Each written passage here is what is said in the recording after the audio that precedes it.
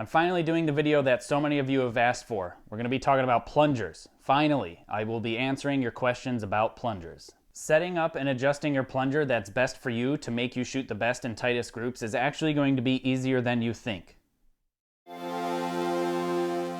You're watching the Jake Kaminsky YouTube channel.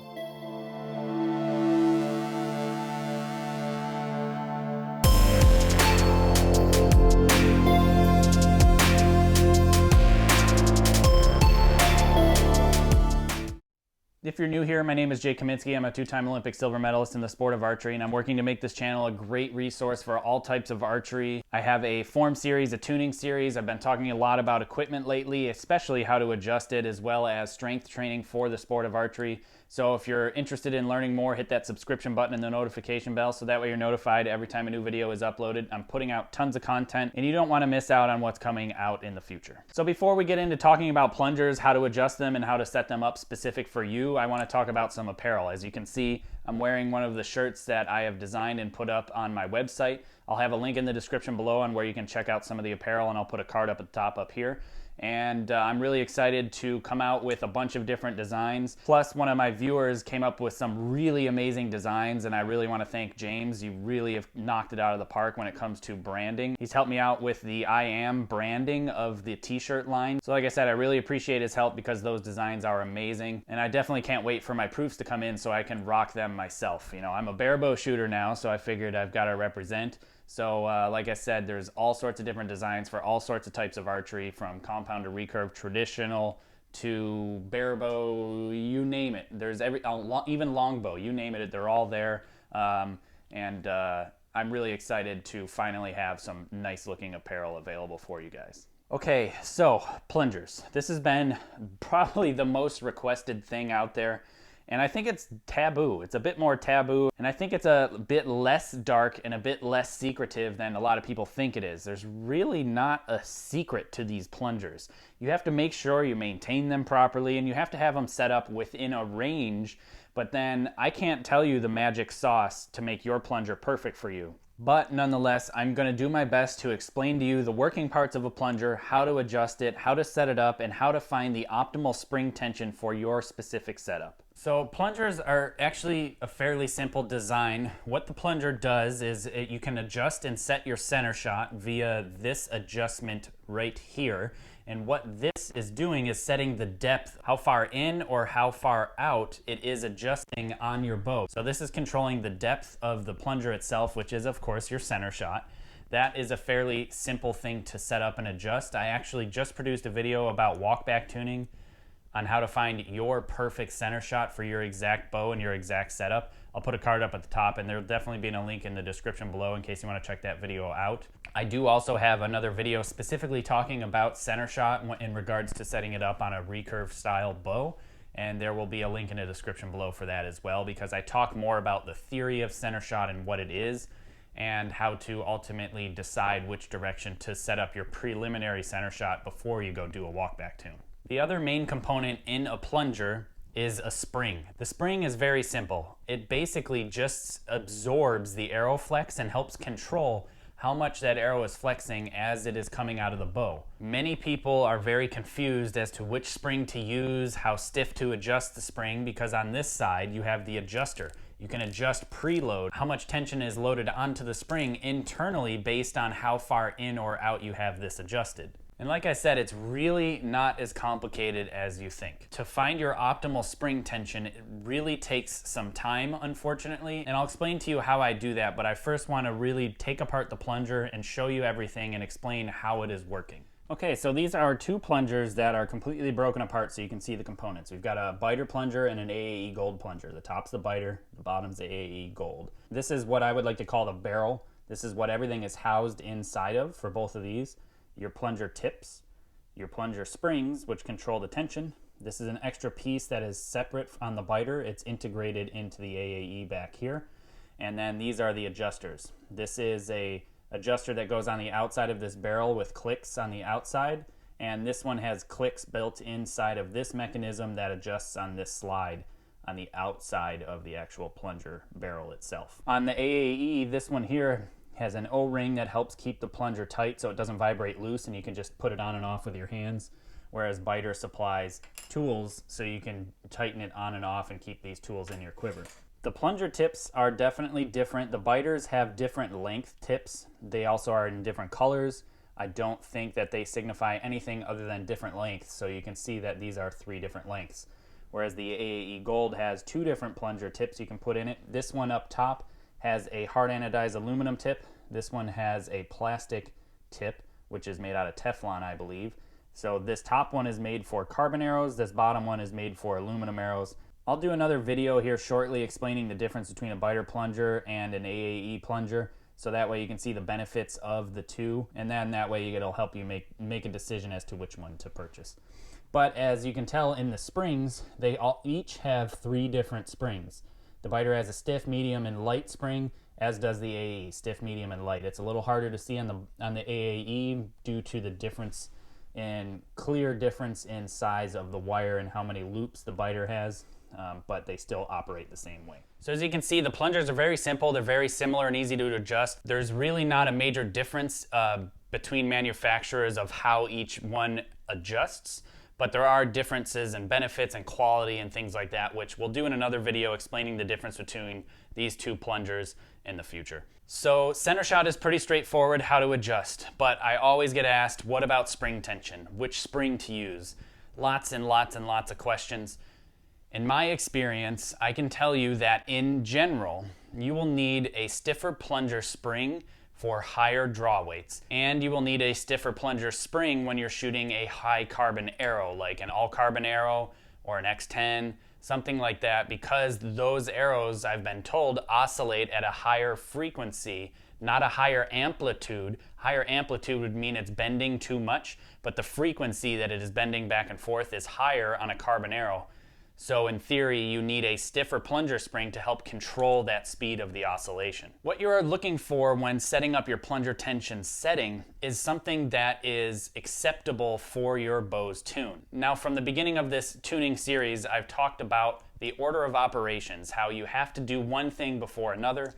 Otherwise, you'll be chasing your tail for forever or compensating for something that was wrong in the first place. So the plunger tension, or the resistance that the plunger tip wants to move in with, has a direct relationship to how stiff or weak your arrows are. In my opinion, it really is not something that I like to adjust to compensate for arrow stiffness or weakness, especially when bare shaft tuning. I always go to my bow weight first before I adjust my plunger tension.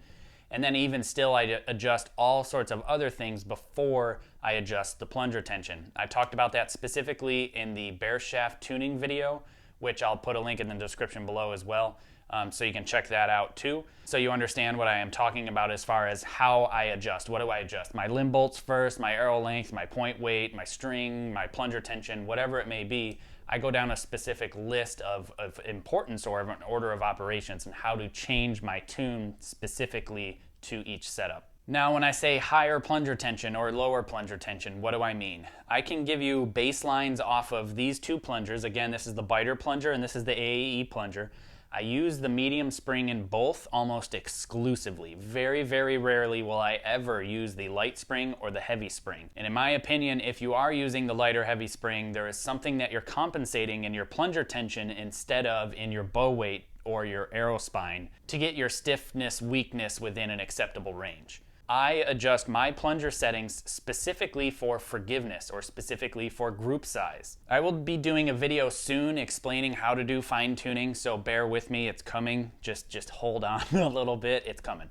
But the plunger tension, I adjust as I'm shooting at the distance I am going to be scoring at, or the distance that is most important to me. Ranking rounds may be shot FITA, and then elimination rounds are shot at 70 meters, or maybe if you're a senior, you're shooting at 60 meters, or if you're shooting field archery, I tend to fine tune at a longer distance than the closer distance, because in my opinion, you can always gain a whole lot more points at the longer distances than you would lose at a closer distance if you didn't have a fine tune for a 10-meter bunny.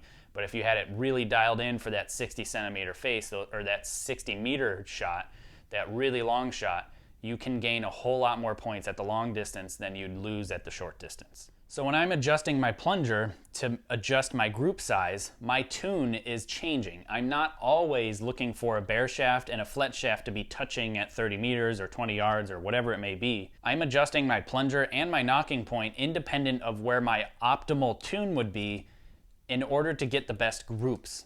Now, many people would say, well, wouldn't that affect the arrow flight? Yes, it would. The arrow may not be flying the best that it could possibly fly, but in my experience, not always do I have the best arrow flight and the tightest grouping. I oftentimes have the tightest grouping with maybe not the best arrow flight. It's still really good, and to the untrained eye, they would not be able to see a disturbance in the arrow flight. But experienced archers, experienced coaches, people who know what they're looking for can see, hey, your arrows kind of kick a little bit out of the bow, but they do stabilize really quick, but they have this weird, movement out of the bow initially. And I always say, well, that's just where my fine tune ended up, and that's where I shoot my best groups, and it's working for me right now. And I'd rather have the tightest groups despite potentially trading off arrow flight. So my baseline that I will tell you to start with that I have found for me personally, and this is at a 45 to 50 pound draw weight bow. So mind you, it's a very high draw weight with, X10s. A carbon arrow, I would recommend on a biter plunger to start with a medium spring somewhere around 5.5-ish. Anywhere from 5 to 5.5 is where I always ended up. So what that means is on this plunger, there's a graduation and there's a flat spot cut onto the barrel of this plunger, and they have the number 5 there. And then around this, they have numbers, so you can see you could set it at 5.5. And I know that this plunger is set up the same as if I took this other plunger and adjusted it to be 5.5. It's going to be very close. There is machining tolerances and spring tolerances and things like that. So they're not always the same. So I always recommend to check them against each other to make sure that they're the exact same initial stiffness. Now on the AAE Gold series, I recommend using the medium spring, and it comes in around 4.5 for me as far as optimal mid-range of where I see the adjustment be after I'm done with my fine tuning. When I go indoors and I shoot aluminum arrows, sometimes I will go down in bow weight a little bit, maybe on that lower end of 45 to 50 pounds, but it's very rare that I do go down in bow weight at all because I don't want to lose any strength for when I go back outside. But because I'm shooting an aluminum arrow, and I've been told by some engineers that worked at Easton that the aluminum arrows tend to flex at a lower frequency, so you would need a lighter plunger tension to control that arrow. If you had it too stiff, the arrow wouldn't quite flex enough, and then you're affecting the tune of the bow, and you're kind of chasing your tail a little bit. So I tend to run it on a lower setting, like somewhere around the 7 range on a biter plunger. And sometimes I will stick in a light spring on the AAE, but usually I can get away with a medium spring, basically set as light as the pre-adjustment will allow me to do. That's usually a good starting point for aluminum arrows. And like I said, you're going to have to play with it, but there's no magic. There's no secret to this. It's really not that difficult. You just have to have somewhat of an acceptable range. And acceptable to me is going to be a medium spring in just about any plunger. Like I said, don't go stiff and don't go weak. Just stay in that mid-range of a medium spring, and you really can't go wrong with that. Once I get into fine-tuning and talking about that, you'll see how the spring tension definitely affects the groups and how you can easily come up with tighter groups despite having a perfect bare shaft tune. I'm going to be doing some other videos about plungers coming up specific to how to set up a backup plunger so it's identical to your primary plunger, so there is no guesswork and you just go out there and you can switch plungers indiscriminately and still hit the same spot on the target. So because I'm going to be doing plunger videos in the future, if you have any comments, any questions specific to plungers, don't hesitate to comment below, and I'll do my best to answer a bunch of those during the video that I will record adjusting and setting up a backup plunger. Thanks for watching, and thank you to my Patreon supporters. If you want to become a Patreon supporter or check out books, apparel, and some seminar info, head to jkaminski.com, and be sure to hit that subscribe button and the notification bell to be notified every time a new video is uploaded. And I appreciate you watching. Thank you again.